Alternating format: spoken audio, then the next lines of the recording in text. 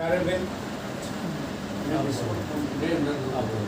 रामचरितमानस में कहा है करबिन बिन पग चले सुने बिन काना कर बिन कर्म करे बिन गाना आनंद रहत सकल रस भोगी बिन वाणी बक्ता बर जोगी तन बिन परस नयन बिन देखा कहे घाण बिन पास अस सब भांति अलौकिक करनी हमारे का नाम किसको जाय किन पर पार्ले पार्ले वो आता नहीं ऑरेंज वाला क्रीम में।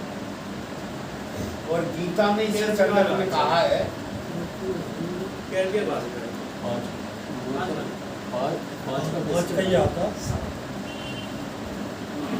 इसी संदर्भ में गीता में भी कहा है सर्वेंद्रिय गुणाभासम सर्वेंद्रिय विवर्जितम असक्तम सर्वभृक्ष निर्गुणम गुण भोक्ता। तो थोड़ा इसको समझाने की अनेक अनेक चौपाइयाँ बोल दी आप। जिनको मतलब तो ये था सीधा सा प्रश्न ये है कि जो बिना पैरों के चलता है, बिना मुख के खाता है, बिना आँखों के देखता है, ठीक है, जो सारे गुणों से अतीत है, सर्वेंद्रियातीत है, सर्वेंद्रिय गुणाभासम सर्वेंद्रिय विवर्जितम, वो तत्व क्या है? सीधा सा प्रश्न है। तो देखो अनुभव करके देखो। बिन पद चल है सुनय बिन। जब कान नहीं होते, ठीक है, पैर नहीं होते और भी तमाम अंग नहीं होते, तब उन अंगों का कार्य कौन कर लेता? बिना पैरों के कौन चल लेता?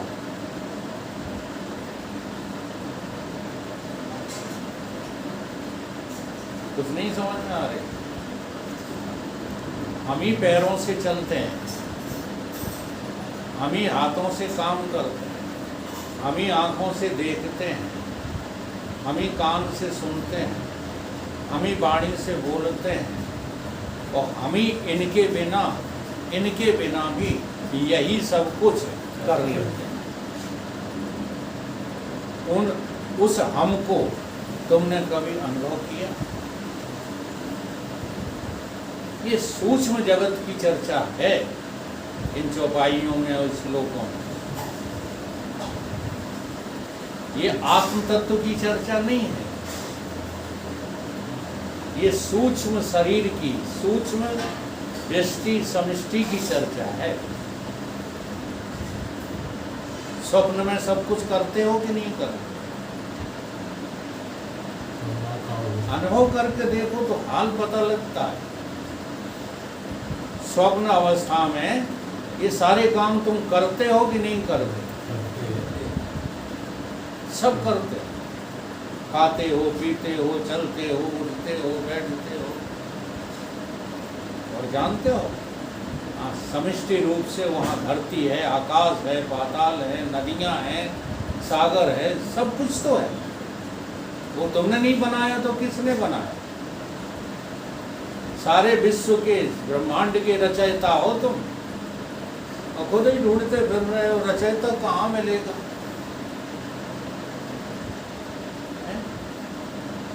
ऐसा उल्लू बन गए हैं हम। महाराज जी जो है इस दृष्टांत के द्वारा ये बात समझाते हैं। लहरी ढूंढे नीर को, लहरी लहर लहर, लहरी ढूंढे नीर को, कपड़ा ढूंढे सूत और तुम ढूंढो भगवान को, जीव ढूंढे ब्रह्म को, तीनों ऊत के ऊत को दो, स्वीकार करते हो? कोई यदि कह भी दे कि तुम उल्लू हो तो 6 दिनों तक उससे बात नहीं करोगे, फिर चले तो गए। हमने उल्लू ही तो कह दिया, और क्या कह दिया? आए नहीं रहे, नहीं आने जन कब पसुर आएंगे नहीं। काल आएंगे ना करुणा करुणा निधान तो हमेशा ये सोचता है कि वो रूठ के न जाए, लेकिन सत्य कहता है कि बिना कहे रहा नहीं जाता। क्या करें, बहुत बड़ा नुकसान है चले जाने पर, लोगों को समझ में नहीं आता। वो चला गया सत्यनारायण, आज तक जगदीश नहीं, मनाने वाली बात नहीं है। नष्ट भ्रष्ट हो जाते हैं। सत्य की तरफ आने वाले अगर सत्य चर्चा को छोड़ गए ना तो नष्ट भ्रष्ट हो जाते हैं। तो इसको समझिएगा। जैसे स्वप्न काल में आप बिना पैरों के, बिना इंद्रियों के, बिना कर्मेंद्रियों के सब कुछ कर लेते हो, ऐसे ही समष्टि में भी कोई हाथ पांव नहीं है ईश्वर के, जैसे जीव के नहीं है हाथ पांव। तुम्हारी संगति किससे है? रामचरितमानस में तुमको किसका अंश बताया गया? ओ, तो जैसा अंशी वैसा ही अंश, जैसा बाप तैसे बेटा। और तुम बने फिरते हो किसके अंश? देह अंश बने फिरते हो। यही भूल मिटाइएगा। तुम ही हो जो बिना पैरों के चलते हो, तुम ही हो जो बिना हाथों के काम करते हो। तुम्हारे अलावा इस ब्रह्मांड को सजाने वाला, बनाने वाला कोई और है नहीं। जितनी जल्दी समझ लोगे उतनी जल्दी इससे आस्था खत्म हो जाएगी। फिर ना व्यक्तिगत इंडिविजुअल किसी सांसारिक उन्नति में दिलचस्पी रहेगी और न समष्टि रूप से तुम्हें ये जगत परेशान करेगा कि हाय क्या होगा प्रलय के दिन। अरे काहे की प्रलय, तुमने बनाया है, तुम ही बिगाड़ लेते हो। कोई दूसरा है ही नहीं जो बनाता हो। हाँ, उसकी तुम आरजू विन्नत करो कि हे प्रभु बनाए रखना। तो बिन पद चलो सुनाओ बिन काम, ये तुम्हारी सूक्ष्म स्थिति है। सूक्ष्म शरीर में ये सब कुछ होता रहता है और स्थूल शरीर में आकर के हम उस सूक्ष्म को भुला देते हैं और स्थूल बन जाते हैं। इसलिए हमें लगता है कि हाथ पैर नहीं होंगे तो काम कैसे चलेगा, वाणी नहीं होगी तो हम कैसे बोलेंगे। अरे जब बोलने की आवश्यकता होगी तो तुम बना लो। ये बस उल्लूपना अपना छोड़ दो। जो ढूंढ रहे हो हाँ, वहाँ पर जहाँ पर मिलेगा नहीं वहाँ ढूंढना बंद कर दो। तुम जो बाहरी पदार्थों में सुख समझ रहे हो वहाँ सुख नहीं मिलेगा। तुम जो बाहरी पदार्थों में उन्नति समझ रहे हो वहाँ उन्नति नहीं होगी। तो तुम्हारी सूक्ष्म सत्ता ही, अब देखो सूक्ष्म सत्ता में और स्थूल सत्ता में क्या भिन्नता है। स्थूल सत्ता में तुम्हें अभिमान रहता है और सूक्ष्म सत्ता में तुम निरअभिमानी रहते थे। वो कितना बना है। ईमानदारी से बात करना, तुम आज करोड़पति हो गए थे सपने में, क्या उसका अभिमान है तुम्हें? है?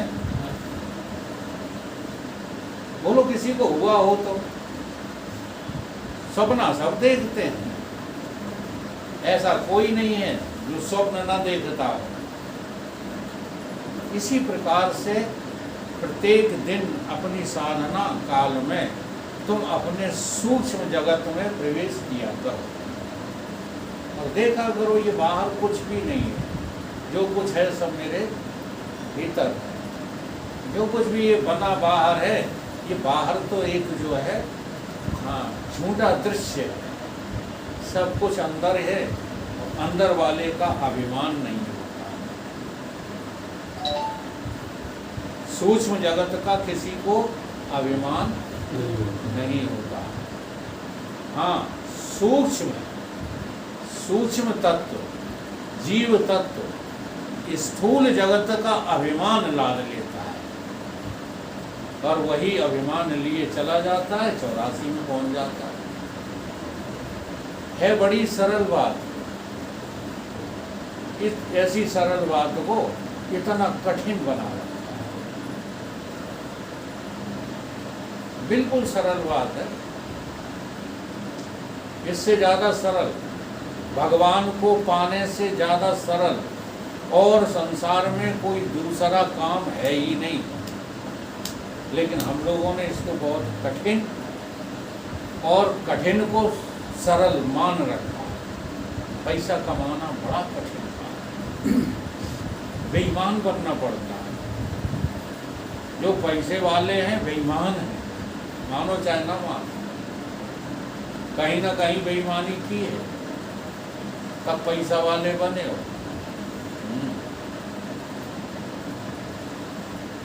बेईमानी के कारण ही शरीर वाले बने, और तो छोड़ो। तुम्हें शरीर कब मिला? जब तुम बेईमान बने।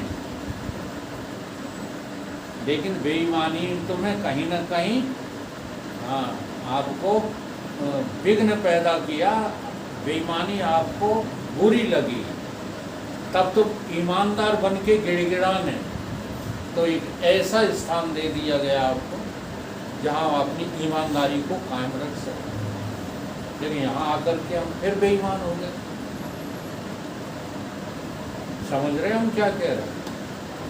ये मनुष्य की जो बुद्धि है वो ईमानदारी के कारण मिली है। जब तुम ईमानदारी होकर के रोए हो, गिड़गिड़ाए हो, तब तुमको ये बुद्धि मिली है। अब इस बुद्धि को मिलते ही तुम फिर से बेईमान हो गए। आना था इस ओर, भाग पड़े उस ओर, और ऐसे भागे कि आज तक पलटने का नाम नहीं लिया। तो जो भी आपका प्रश्न बन रहा है, ये सूक्ष्म सत्ता के लिए बन रहा है। सूक्ष्म सत्ता में आपकी चैतन्यता, ये सब न होते हुए भी, स्थूल की साज सज्जा सामान न होते हुए भी सारे काम तुम कर लेते। वो कौन है? वो है हमारा जीवन। इसलिए घबराने वाली बात नहीं है। ये आज नहीं मिल पाया है, कल मिल जाएगा। इसलिए समझदारी इसी में है कि स्थूल जगत की चाहना हम बंद करें, क्योंकि बिना कामनाओं के अभाव के तुम्हारा अंतःकरण शुद्ध नहीं हो सकता। तो शुद्ध अंतःकरण में तुम्हें ये बात दिखने लगेगी कि ये करना कराना सब मिथ्या है, इसमें कुछ भी सच नहीं। चाहे बिना हाथ पैरों के, बिना वाणी के, बिना इंद्रियों के करो या इंद्रियों सहित करो, दोनों ही तुम्हें कहाँ ले जा रहे हैं? वासना युक्त बनाओ। इसलिए करने कराने से ही आस्था खत्म करना। तो सूक्ष्म से आपका प्रवेश कहाँ हो जाएगा? कारण में होगा। कारण शरीर कहते हैं जिसको, उसका नाम ही है अविद्या। और अविद्या के नाश से ही विद्यमान आत्म तत्व की प्राप्ति होगी। इसलिए तुम ही हो सर्वत्र, तुम्हारे अलावा और कोई करने धरने वाला नहीं।